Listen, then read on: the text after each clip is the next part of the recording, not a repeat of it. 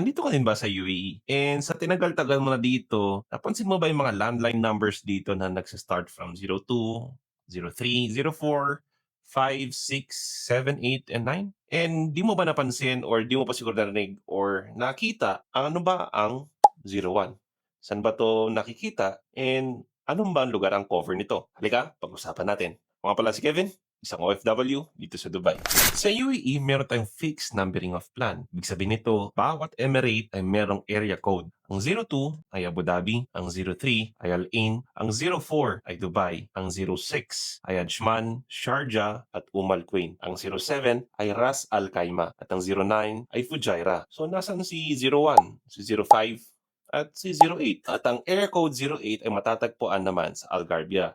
Ito ay makikita sa western part ng Abu Dhabi na ngayon ay kilala sa Al Dhafra region. Kung baka nagtataka kayo, saan naman makikita ang area code na 05 dito sa UAE? Ang 05 ay ginamit sa mobile numbering system na nagagamit natin dito ng mga bilang residente at turista across UAE.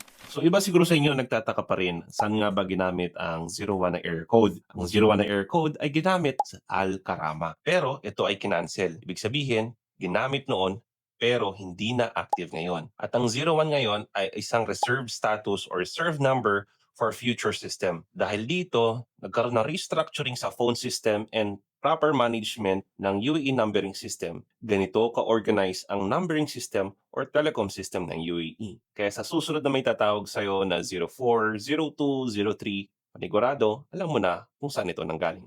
Thank you guys for watching and see you in the next vlog. Goodbye.